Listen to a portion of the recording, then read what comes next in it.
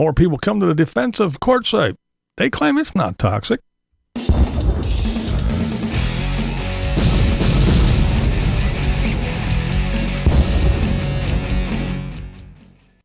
It would seem that Tater's little video claiming that Quartzsite is toxic has kind of ruffled a bunch of feathers. Yeah, so we had Deborah Dickinson. She did a few lives and mentioned it in a couple videos about Quartzsite. The Got Out guy mentioned it in a live and talked about his thoughts on it.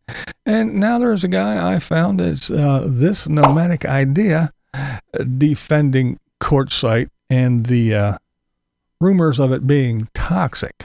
Now, there are other videos about Quartzsite as well. The opinions vary, of course, as you would expect. Most that have negative views that I've found anyway, they mostly, when they say that they're not going to return and it's not for them, it's basically, for the most part, because of the wind and the dirt and the dust and all that. Only a few actually talk about the crime and the drugs and the violence and all the other shady stuff. Now, I'm not here to denounce what anybody else has to say. Everybody has an opinion, but let's be real. Most people are going to defend whatever they're doing, right? They're not going to go say, well, I make poor decisions in life and I stay in a shitty ass area. No, they're going to defend their actions and where they say that they're staying is they're not going to say, well, it's toxic and it's horrible, especially if they keep going back year after year after year. Now, not to go on and on and on about this, but I've said many times that there's pockets just like there is in a city or in neighborhoods. Like a lot of people say, if you go looking for the trash and the drama and you hang out with the trash and the drama, well, then drama is what you're going to get. And that is very, very true. Doesn't matter where you live, wherever you live, you know where to stay away from. The LTVA is no different. It's no crime-free zone. It's no utopian paradise. It's no escape from reality and the pitfalls of society. There's people there, so you're going to have people things. It may not be an inner city setting, but it's a society all the same. When you have hundreds of thousands of people, and thousands of those hundreds of thousands are, well, we'll just say below poverty level, you're going to have issues.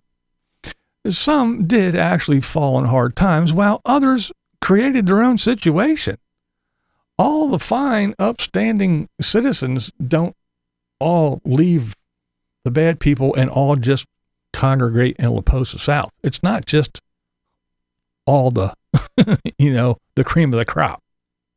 And yes, while the majority are just simple people wanting to chill, and most aren't even YouTubers, there are those that are not good people. I know you all would like everyone to believe that you have found the Holy Grail, the perfect living situation. But yeah, I'm not buying it. And yes, smart people will know what is going on and will avoid the trouble spots. That doesn't mean that they don't exist like you want to portray. That just means you know that they do exist, you know where they are, and you know exactly how to avoid them. And the fact of the matter is, if you are someone living in a vehicle, you're broke, have an alcohol or drug problem, and tend to get a bit on edge when you're under the influence, you seek out people just like that to hang out with you. I mean, who else is going to want to hang out with you, right? You party, you gamble, and you do dumb shit. You do what you do. Most likely, you are where you are in the situation that you are because let's face it, you made some poor decisions, some poor life decisions. And maybe you're even hiding from friends or enemies or your family or debt collectors or even the law sometimes. And this is where this whole thing about stats and data and all the other thing come into play. Do you really think a bunch of people doing unlawful things are going to call the cops all the time? No. Sure, you might have gotten punched in the face or kicked or whatever, but you call the cops and they're going to find out that you were stoned or drunk or whatever too, and probably doing shit you weren't supposed to. They might even find out that your old lady was tripping balls or whatever. You might be getting your buddy's illegal gambling hut shut down, or they might find your pal laying there in his own, face down in his own vomit and start asking questions. So, yeah, these people don't always call the cops all the time for good reason. And that's why some of the stats are skewed. That's why there is no call log of cops going to the LTVA all the time, even though the tater claims that the police presence is constant. But it's no different than, I'm going to say it, than when the cops show up in an all-black neighborhood. Even though there's a bullet hole in the wall of the living room from a stray, no one saw nothing. I ain't did nothing. I ain't seen nothing. I don't know nothing. And yes, I'm talking from experience because I lived in those neighborhoods. I saw with my own two eyes. When I was 18, 19 and just moving out on my own, I couldn't afford to live in some gated community. No, I lived in the damn hood. I lived where I could afford. And yeah, the sounds of sirens and screams and gunshots, all too familiar. So yeah, I know what goes on and how people hide it and how people deny it. So yeah, you can't pull the bull over the old blind guy's eyes, so to speak. So I guess it comes down to this. Is Quartzsite toxic?